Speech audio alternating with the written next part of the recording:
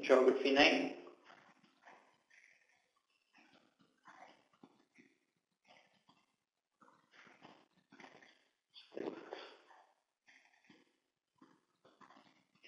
Добавям си още дескриптори, които всъщност представляват колоните, които ще се покажат вътре в SharePoint листа.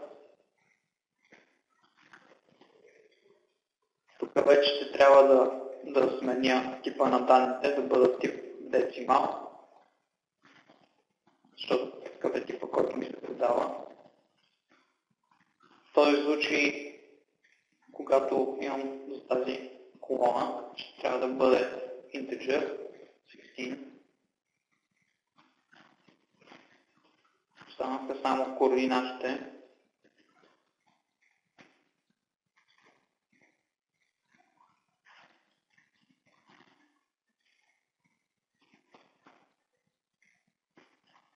Същата процедура ще трябва да направя interID, но в случая, както забелязвате, тук нямам уникален идентификатор, понеже няма да чета даден запис.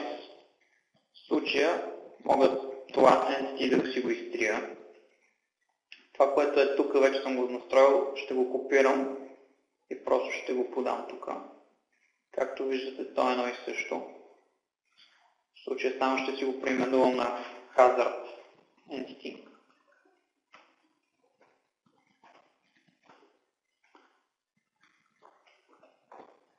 Също така ще си преименувам и листа, името на този обект. И в случая с настройката на BTCAM модела вече приключихме. Връщаме се в нашия Memory Data обект. Преди всичко ще си го преименувам на hazard entity. Share. Visual Studio ме пита дали искам да преименувам всички референции на този обект в проекта. Избирам да.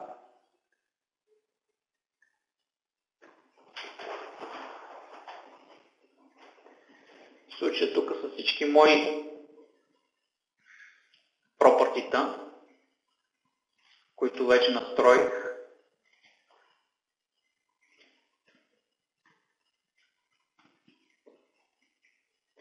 Както виждате, те са същия тип данни. Тук ще трябва да си изтрия partial.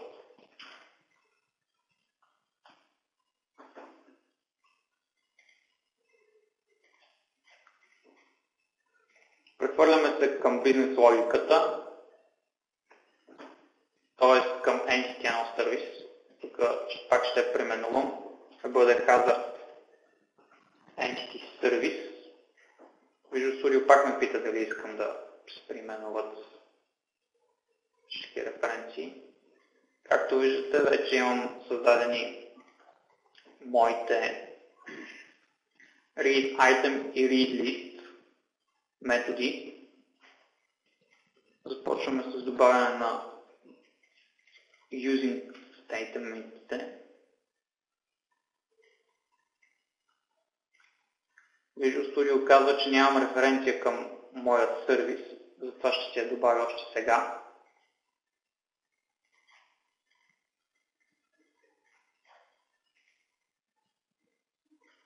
Ето нашият сервис, метода, който се връща.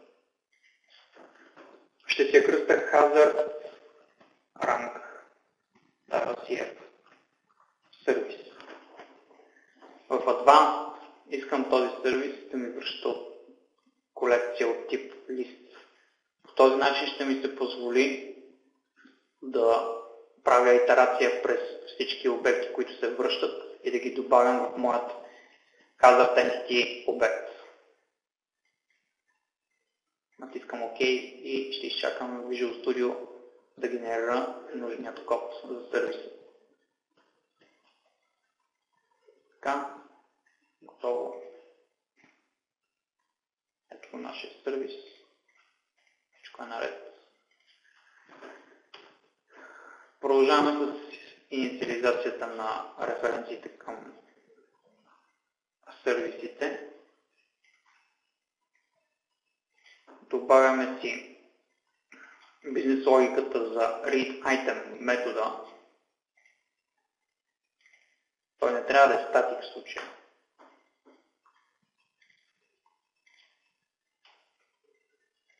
Идентификатора за него, който ни се подава, също ще го сменим.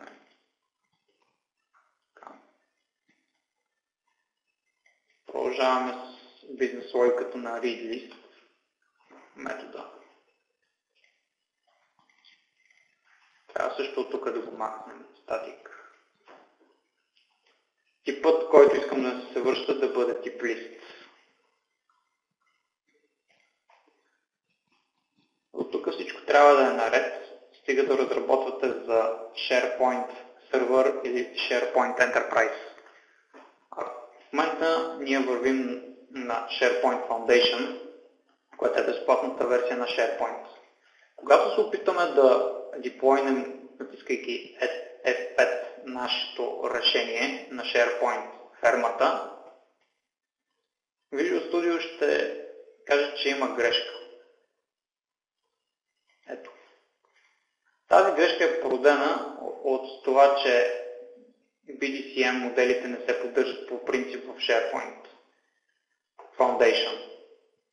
За да си направим нашето решение достъпно и да може да се деплойва на някоя инстанция на SharePoint Foundation, ще трябва да си направим Feature Receiver.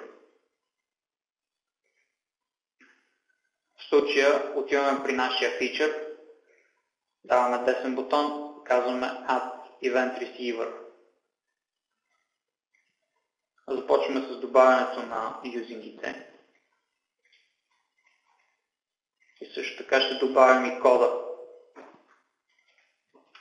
Този код в момента е предоставен изцяло от Microsoft. Може да бъде намерен на MSDN, напълно официално. Е изцяло безплатен. В случая трябва да направим още няколко трика, да си отворим фичъра и да сменим Receiver класа. Той трябва да бъде същият като който току-що добавихме. Избираме си namespace-а.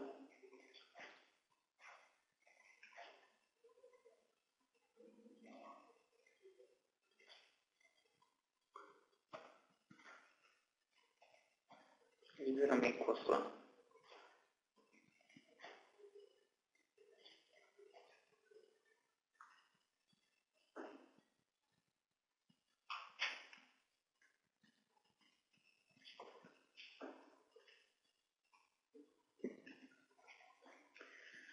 Също трябва да направим и за нашия BDC модел. Избираме нашия BDC модел и от Feature Receiver, Class Name, трябва да си направим референция към нашия клас. Също трябва да направим и за Assembly-то. В случая трябва да реферираме Project Assembly, SharePoint Project Assembly.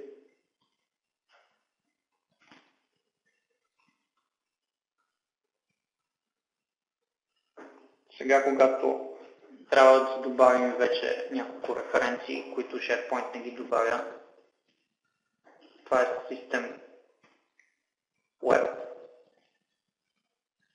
Microsoft SharePoint и Microsoft Business Data.